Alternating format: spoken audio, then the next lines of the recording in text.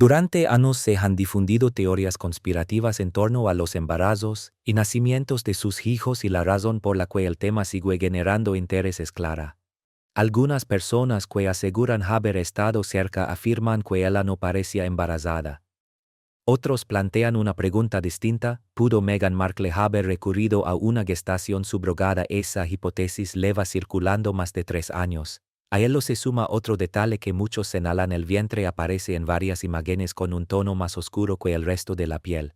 Según principios básicos de la biología, cuando la piel se estira durante el embarazo suele aclararse, no oscurecerse. Pero esto sería solo el comienzo de una larga lista de dudas. Meghan afirmó haber ganado alrededor de 30 kilos en cada embarazo, una cifra que normalmente se refleja en todo el cuerpo. Sin embargo, quienes cuestionan el relato destacan que sus brazos permanecían muy delgados, su rostro no mostraba cambios evidentes y seguía caminando con tacones altos a los 8 meses como si no representara ningún esfuerzo. Ahora una mujer identificada como Dil está a punto de romper su silencio y lo que afirma podría cambiar por completo la percepción pública sobre esos embarazos reales. Según se dice, debía guardar silencio para siempre, pero ya no quiere seguir ocultándose.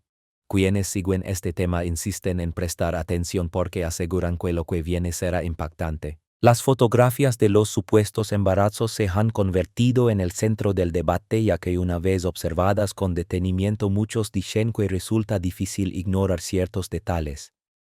Un aumento de peso tan considerable suele manifestarse en brazos, rostro, busto y piernas. Es lo habitual cuando el cuerpo atraviesa una gestación. Sin embargo, en imágenes tomadas cuando supuestamente tenía 8 meses, sus extremidades lucen prácticamente iguales a siempre, sin señales claras de cambio.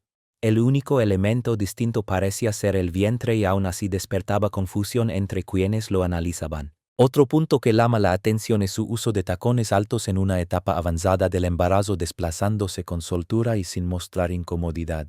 Incluso existe un momento en el que ella misma comenta que todo el peso estaba concentrado al frente y se pregunta cómo no perdía el equilibrio. Para los críticos, si ese peso hubiera estado realmente adelantado, resultaría muy difícil sostenerse con stilettos, ya que los tobillos no soportan fácilmente una carga así en los últimos meses de gestación. Las dudas aumentaron cuando en un acto público se la vio arrodillarse completamente y levantarse de inmediato sin ayuda, algo que muchos consideran inusual para alguien en esa etapa del embarazo y más aún llevando tacones. A esto se suma el episodio del sombrero de paja y la pequeña bolsa captado en fotografías cerca de lo que algunos creyeron era una clínica. Las imágenes de ese periodo, según los observadores, no encajan con lo que normalmente se esperaría ver. El embarazo deja de llajuelas visibles y coherentes. El cuerpo cambia de formas previsibles. En este caso, las apariciones públicas parecían inconsistentes entre sí. Finalmente, el color del vientre es uno de los aspectos más discutidos. De acuerdo con explicaciones médicas básicas, la piel estirada tiende a aclararse al tensarse. No obstante, en varias fotografías el abdomen aparece notablemente más oscuro que el resto del cuerpo, un detalle que para muchos resulta difícil de explicar. Todas estas observaciones reunidas y comparadas alimentan un debate que, lejos de apagarse, continúa generando preguntas y especulación. Se llegó incluso a plantear una prueba directa de ADN comparando el perfil genético de ella con el de Archie y Lilibet. Si estoy mintiendo, afirmo, se sabrá en cuestión de minutos, sin celebridades ni intermediarios. A partir de allí el debate se intensificó cuando muchos observaron que el abdomen aparecía varios tonos más oscuro que el resto del cuerpo, algo que según quienes han pasado por un embarazo ocurre justamente al revés. Durante la gestación la piel suele aclararse al estirarse, no oscurecerse. Varias personas intentaron justificarlo con explicaciones alternativas, pero numerosas mujeres que han vivido un embarazo real señalaron el mismo punto y formularon la misma pregunta: ¿por qué el vientre se vería más marrón que el resto del cuerpo si biológicamente no debería ser así? El tema del peso vuelve una y otra vez porque es una afirmación muy concreta. Si realmente se hubiera producido un aumento tan significativo, no podría concentrarse en un solo lugar. El cuerpo distribuye el peso del embarazo de manera natural en el rostro, los brazos, los muslos, el busto. Así funciona. Sin embargo, en su caso, quienes analizan las imágenes aseguran no ver aumento alguno en los brazos, algo evidente en los vestidos sin mangas que solía llevar, casi como si quisiera subrayar lo delgados que seguían siendo. Para muchos lo más desconcertante es que si ese peso no apareció en los brazos, ni en la cara, ni en las piernas, ni en el busto, entonces surge una pregunta inevitable: ¿dónde fue a parar el cuerpo humano? No funciona así. No es posible ganar tanto peso y que solo se manifieste en un único punto mientras el resto permanece idéntico. Mujeres que han atravesado embarazos reales miran esas fotografías y expresan lo que muchos piensan en silencio: algo no encaja del todo. Las dudas aumentaron aún más cuando Archie fue presentado públicamente. La escena parecía perfecta, casi de cuento, dejadas ella con un vestido blanco impecable, el cabello perfectamente peinado, Harry sonriente, los periodistas atentos y el ambiente cuidadosamente ensayado. Sin embargo, se suponía que todo aquello ocurría apenas 48 horas después del parto. 2 días después de dar a luz aparecía de pie con tacones sin señales visibles de hinchazón, cansancio extremo o recuperación física, como si acabara de salir de una sesión fotográfica profesional. Cualquiera que haya tenido un hijo o haya acompañado a alguien en esos primeros días sabe cómo suelen ser agotamiento, dolor, un cuerpo que necesita tiempo para recuperarse de una experiencia intensa. En contraste, ella parecía lista para una alfombra roja. A esto se sumó la confusión en los comunicados oficiales del palacio. En uno se afirmaba que había entrado en trabajo de parto minutos antes. Poco después otro indicaba que el bebé ya había nacido. Esa contradicción no es un detalle menor, sino una cuestión básica de cronología que debería haber estado clara desde el principio.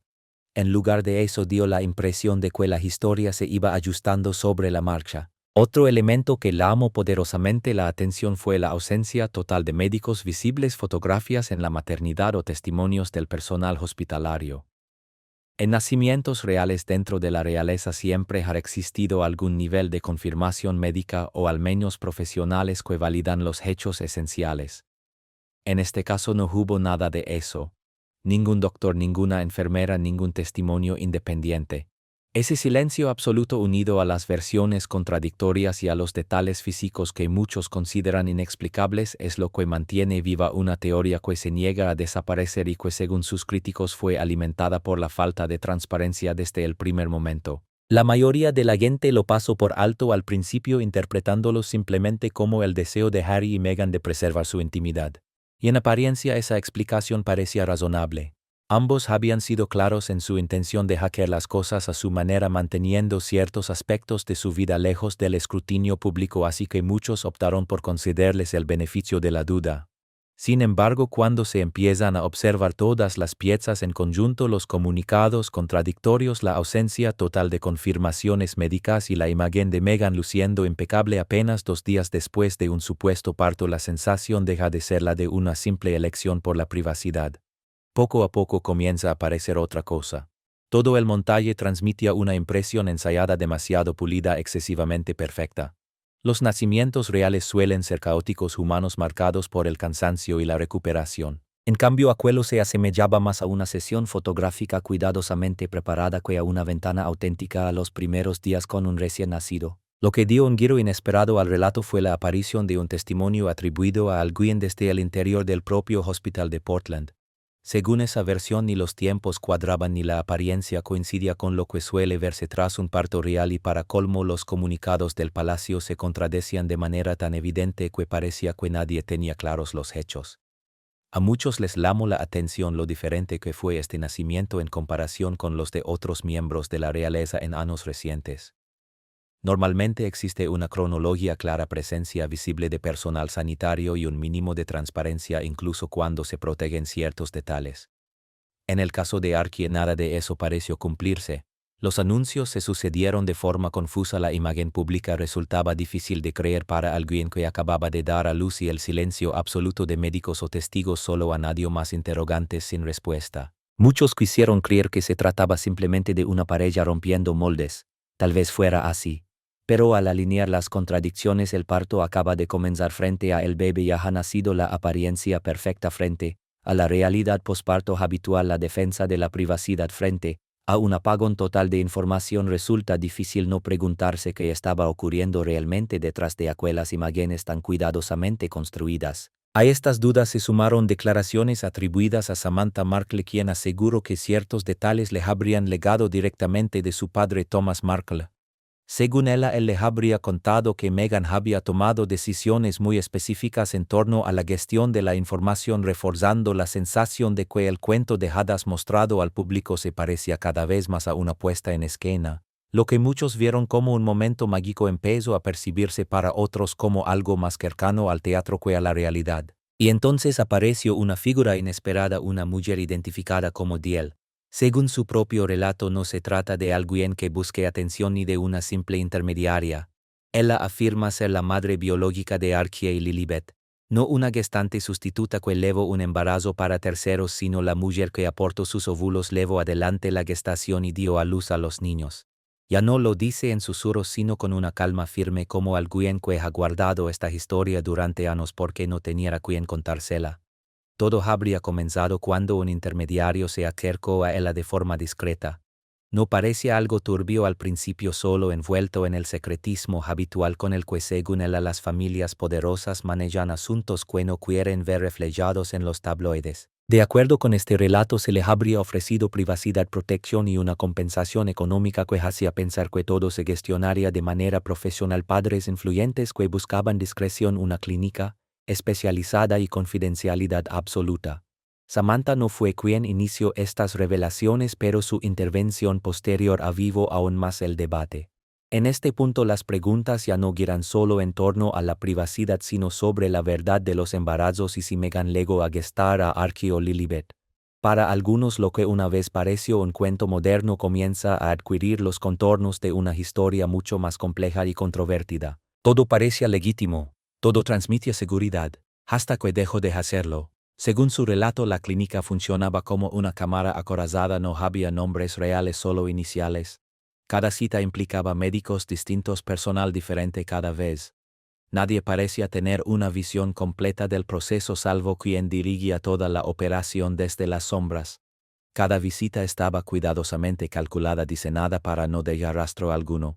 Él alegaba, se sometía a los controles y se marchaba sin saber realmente quién más participaba ni cuál era el plan global. Todo estaba fragmentado, compartimentado, como si el objetivo fuera impedir que una sola persona pudiera reconstruir la historia completa. Incluso los comentarios aparentemente ligeros, bromas sobre haber comprado la barriga por internet, tenían un trasfondo claro. Podían sonar teatrales, pero el mensaje implícito era inequívoco. Diel asegura, ella atravesó cada etapa del embarazo, las náuseas persistentes, las patadas nocturnas, los pies hinchados, el insomnio, todo lo que implica gestar durante 9 meses. Lo hizo convencida de que había dignidad en el proceso, de que estaba ayudando a personas que no podían hacerlo por sí mismas y de que recibiría respeto y agradecimiento por ofrecer algo profundamente valioso. Ese era el acuerdo, o al menos así lo entendió, pero tras el parto todo cambió. El clima se volvió frío de un momento a otro, la cercanía y el trato amable desaparecieron, la gratitud que esperaba nunca llegó. En lugar de ser tratada como alguien que había hecho algo extraordinario, dice que pasó a ser vista como un inconveniente que había que resolver. Hubo un agradecimiento apresurado, una despedida rápida y la promesa de un pago final que, según ella llama, se materializó. Mientras tanto, la atención parecía desviarse a propósito, como un truco de ilusionismo. Miren, aquí no ala. Pasaron los días, luego las semanas y después los meses. Diel seguía esperando ese cierre prometido, algún reconocimiento de que había cumplido su parte. Nada ocurrió. Entonces encendió el televisor y vio el anuncio público: Meghan vestida de blanco, Harry sonriendo ante las cámaras, el mundo celebrando. Fue en ese instante cuando, según Diel, todo cobró un sentido devastador. El bebé que se presentaba al público ya tenía 2 semanas de vida. Y afirma ella, ese niño había estado en sus brazos antes de aparecer en los de Meghan. Allí comprendió que nunca formó parte de la historia que se estaba contando. Habían tomado lo que necesitaban y la habían borrado del relato como si fuera un detalle incómodo destinado a desaparecer. No hubo pago final, ni apoyo posterior, ni atención médica posparto que según ella se le había prometido. En sus propias palabras, le quitaron a los niños y la eliminaron de la narrativa. En el fondo, todo esto plantea una cuestión inquietante sobre la transparencia y las tradiciones dentro de la familia real. Si siquiera una parte de lo que Diel afirma es cierta, el cuento de hadas que millones vieron en televisión no se habría construido sobre amor y magia, sino sobre el silencio, sobre asegurarse de que la voz de una mujer nunca fuera escuchada, de borrarla tan completamente que el mundo jamás supiera que estuvo allí. El relato se vuelve aún más concreto cuando Diel asegura que dio a luz a Archie en Colorado en total discreción lejos de la prensa y del Reino Unido semanas antes de que se anunciara oficialmente el nacimiento. De ser así, cada comunicado público no habría sido información sino una puesta en escena cuidadosamente coreografiada. Según se afirma, existirían registros médicos, facturas y contratos legales obtenidos a través de una fuente confidencial vinculada a Santa Barbara Cottage, documentos que de salir a la luz podrían cambiar por completo la comprensión de aquella historia que durante tanto tiempo fue presentada como incuestionable. Piénsalo con calma por un momento. Mientras el palacio difundía comunicados oficiales asegurando que Meghan acababa de entrar en trabajo de parto, Diel sostiene que el nacimiento ya había ocurrido semanas antes. Mientras los reporteros aguardaban fuera convencidos de que el momento aún no había llegado, el bebé ya estaba aquí, ya había nacido y según ella ya se estaba preparando todo para una presentación cuidadosamente calculada. La cronología que el público aceptó como verdad, afirma Diel, estaba completamente invertida. Lo que hace que su relato resulte tan perturbador es la escena que describe cuando finalmente se hizo el anuncio. Cuenta que estaba sentada en su casa frente al televisor viendo a Meghan aparecer con un vestido blanco impecable, observando a Harry sonreír ante las cámaras y al mundo entero celebrar la llegada de un recién nacido. Pero Diel sabía algo que nadie más sabía. Para ella ese bebé no era recién nacido. Según su versión, tenía ya 2 semanas de vida y había estado primero en sus brazos antes de ser entregado a Meghan. En ese instante, mientras la casa de Windsor parecía recibir elogios y aplausos del sitio, que la presión comenzaba a crecer de forma silenciosa pero implacable. Imaginar lo que debió sentir resulta difícil. Ver a tu propio hijo presentado ante el mundo como si perteneciera a otra persona mientras tú permaneces en casa sin voz, sin posibilidad de reclamar nada. Diel asegura que contempló esa transmisión sabiendo exactamente lo que había ocurrido y siendo plenamente consciente de que no tenía ningún poder para cambiarlo. Fue entonces cuando comprendió con dolor que nunca había sido una colaboradora respetada en un acuerdo delicado. En realidad era un cabo suelto, alguien que debía permanecer oculta, silenciada, borrada por completo para que nadie pudiera vincular las llamas con esos niños. La gratitud que esperaba nunca llegó porque según ella nunca estuvo prevista. Lo único que se esperaba de ella era silencio absoluto. Y ella había cumplido cada condición. Atravesó el embarazo bajo reglas estrictas, rodeada de secreto dentro de un sistema compartimentado donde nadie conocía la historia completa. Las imágenes cuidadosamente construidas, la estética pulida de las redes sociales, las apariciones públicas perfectamente ensayadas. Todo eso, dice Diel, empezó a resquebrajarse. Esta vez ya no quedaban lugares donde esconderse. Ella había dado a luz al bebé que deseaban, y que recibió a cambio una salida fría, una promesa de pago que nunca se concretó y finalmente la experiencia de ver cómo otros se atribuían lo que ella había vivido en su propio cuerpo. Según su testimonio, ese fue el golpe más duro. No solo le arrebataron al niño, sino también su historia completa. Todo lo que había sentido física y emocionalmente fue transferido a otra persona en el relato público. El esfuerzo, la espera, el parto. Todo fue reasignado como si ella nunca hubiera existido. Lo más devastador, afirma, fue no poder decir nada. No pudo dar un paso al frente ni compartir su verdad, atrapada por acuerdos, documentos firmados y promesas que jamás se cumplieron. Así se sentó a ver cómo su historia quedaba enterrada bajo una narrativa de cuento de hadas, consciente de que aunque hablara nadie le creería. ¿Quién era él frente a la realeza? ¿Quién escucharía su versión por encima de la de ellos? Sin embargo, observar aquella presentación tan segura, tan perfectamente coreografiada, fue el punto de quiebre.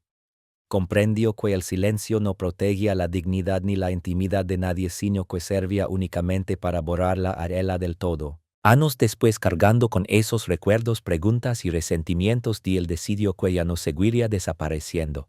Y es entonces cuando entra en escena un detalle aún más extraño: los certificados de nacimiento. Aproximadamente 11 días después del nacimiento de Archie ocurrió algo inusual que según él dio sentido a todas las incoherencias previas. El documento fue modificado no con una simple corrección menor, sino mediante un cambio radical. El nombre real de Meghan Rachel Meghan desapareció por completo del certificado, sustituido únicamente por el título de Su Alteza Real la Duquesa de Sussex.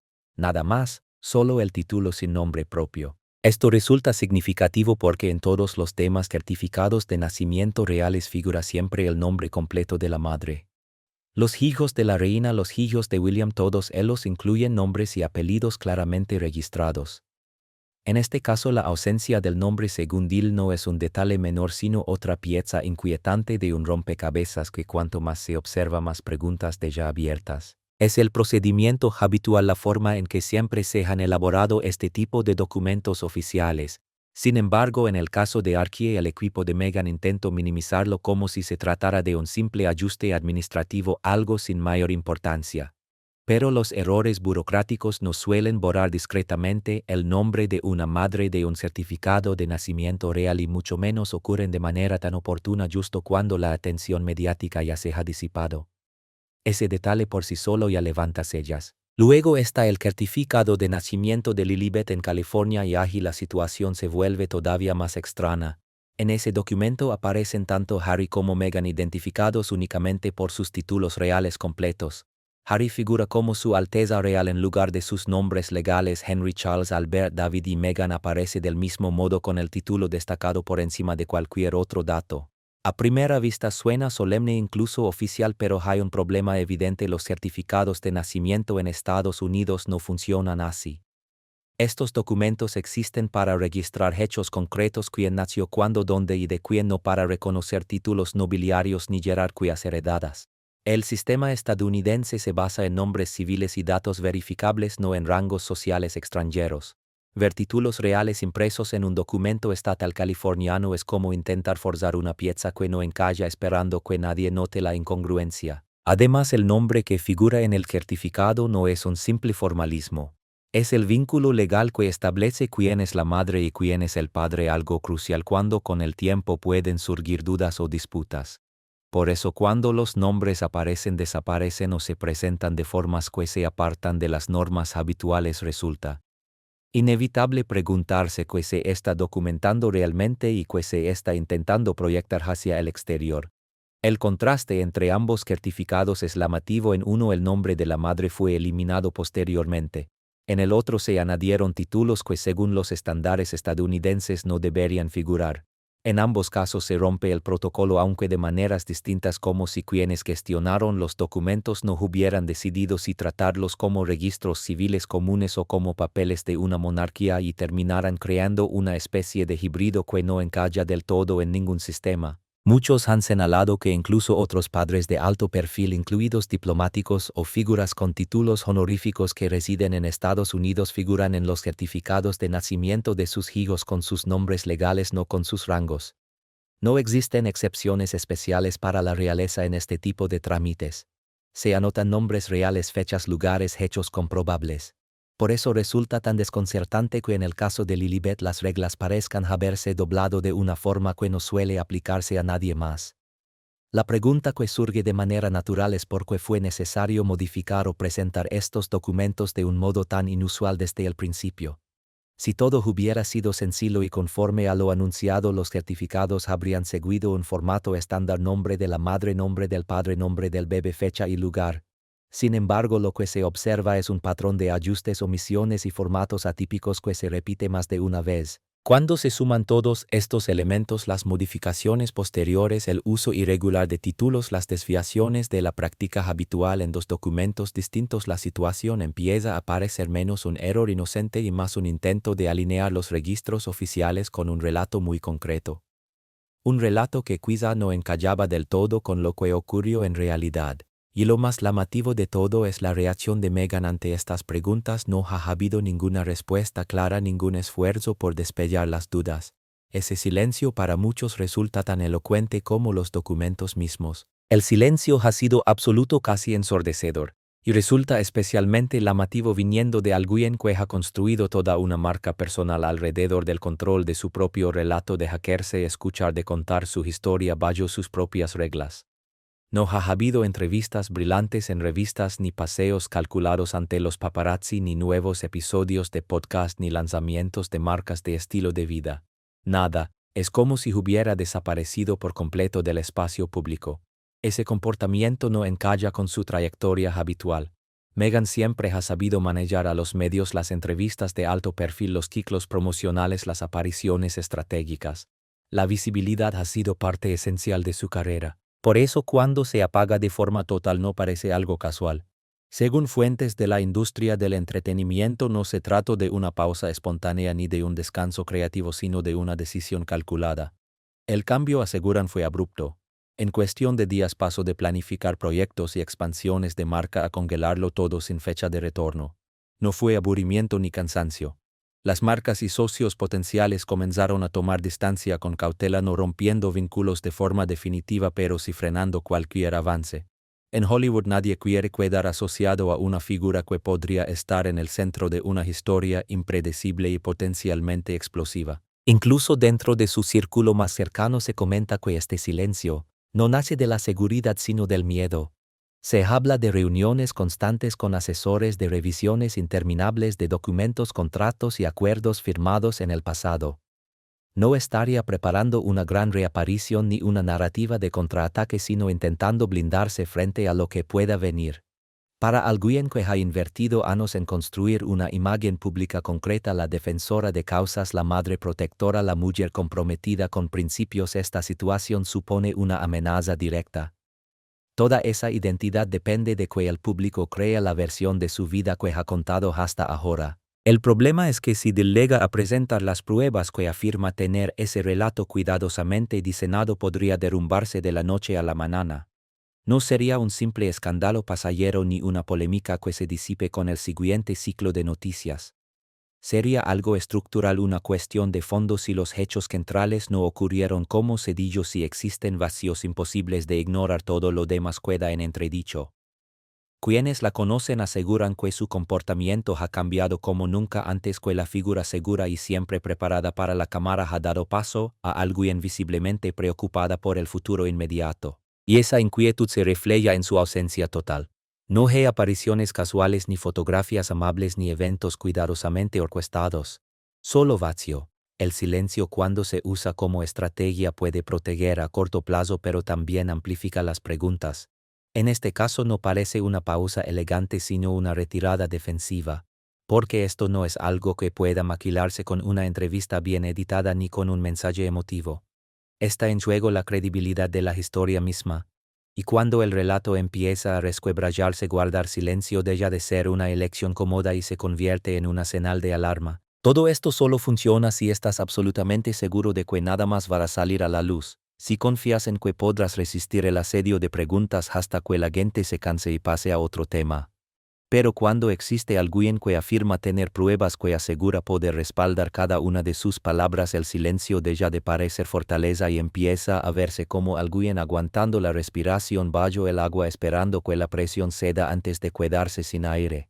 El mutismo de Meghan no tiene que ver con situarse por encima del ruido ni con negarse a responder rumores. Tiene más que ver con no saber qué decir, con no encontrar una narrativa capaz de cubrir todas las grietas que ya empiezan a ser visibles, con esperar a ver exactamente qué sale a la superficie antes de decidir cómo reaccionar. Porque una vez que respondes no hay marcha atrás. Al hablar reconoces el tema. Tal vez confía en que si permanece calada el tiempo suficiente todo se diluya. Sin embargo, con Diehl preparándose para hablar, esa esperanza se debilita día tras día. Incluso su elección reciente de vestuario parece pensada para frenar la especulación, para controlar cada salida pública y evitar nuevas lecturas. Mientras Meghan se encierra en un silencio calculado, Harry está viviendo el proceso opuesto. Se está desmoronando. Las personas cercanas a él no lo disimulan, están genuinamente preocupadas. Lo describen inquieto de una manera que va mucho más allá del estrés habitual. Apenas duerme, camina sin parar hasta el amanecer, revisa el teléfono de forma compulsiva, consume información en línea como si esperara una explosión inminente, como si asistiera a una cuenta atrás de un desastre del que no puede apartar la mirada. Alguien que habló con él recientemente contó que repetía una y otra vez la misma frase: solo quería protegerlos. No pensé que llegaría tan lejos. Eso no suena a alguien seguro de sus decisiones, sino a alguien que empieza a sentir que las paredes se cierran y no queda ningún escondite. Creo tenerlo todo bajo control: la privacidad, la distancia con el palacio, la mudanza a California. Pensó que eso bastaría para enterar ciertos asuntos, pero no fue así. Y lo que hace que todo esto sea especialmente pesado para Harry es que representa exactamente aquello de lo que huyó. Abandonó la familia real para escapar de los secretos de los encubrimientos institucionales, de esa costumbre de barrer los problemas bajo la alfombra y prohibir que se hable de lo que ocurre realmente. Quería salir de ese sistema. Buscaba transparencia, honestidad, una vida en la que no tuviera que fingir ni ocultar lo que pasaba a puerta cerrada. Eso era al menos lo que decía defender. Ahora, sin embargo, se ve atrapado en un secreto propio. Vive aquello mismo que crítico del palacio. Y la ironía no pasa desapercibida, menos aún para él. La culpa lo consume porque sabe que si él da el paso y dice lo que afirma que va a decir, todo lo que construyó en su nueva vida, la honestidad, la ruptura con las mentiras institucionales, podría venirse abajo. Quienes lo han visto últimamente aseguran que se ha aislado casi por completo. Ha dejado de cumplir compromisos que antes le importaban, evita a los amigos, desaparece de espacios que solían ser relevantes para él. Y cuando aparece no está realmente presente. Su mente parece estar en otro lugar, como si ya estuviera anticipando las consecuencias, viendo el impacto antes de que ocurra. Alguien lo resumió de forma contundente: parece un hombre esperando el golpe. Eso no es el estrés normal de la vida cotidiana. Es la angustia de quien sabe que algo grave se aproxima y no puede detenerlo. Harry creyó de verdad que el secreto en torno a los niños era necesario, que el palacio no era digno de confianza, que la prensa los destruiría, que ocultar ciertas cosas era la única forma de proteger a su familia. Quizá incluso se convenció de que aquello era distinto a lo que hacía la institución que tanto criticó, porque sus intenciones eran buenas, porque actuaba desde el amor y no desde el deber. Pero las intenciones no cambian los resultados. Y a medida que Dil se prepara para hablar y las fisuras del relato se hacen imposibles de ignorar, Harry empieza a comprender que las consecuencias son las mismas. Guardar secretos por buenas o malas razones sigue causando daño.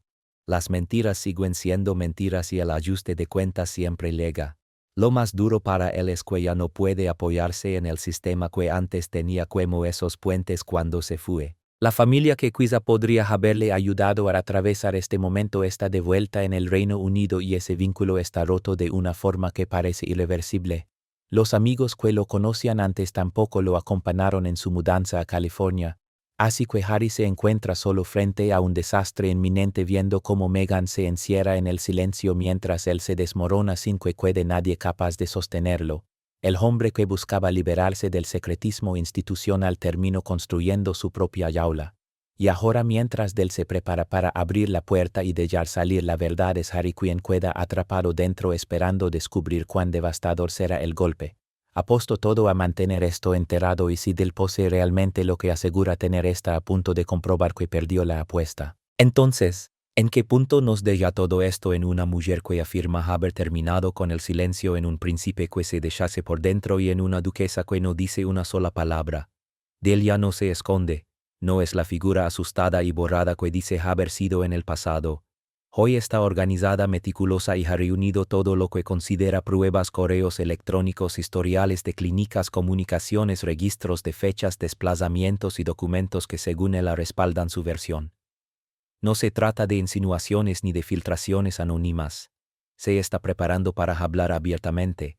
Se menciona incluso una entrevista televisada sin preguntas pactadas ni ediciones que controlen cada palabra. Solo Dil frente a un periodista reconstruyendo su cronología paso a paso. Su equipo insiste en que no busca destruir a nadie, sino recuperar lo que le fue arrebatado: su historia, su lugar en el relato, su nombre eliminado como si nunca hubiera existido.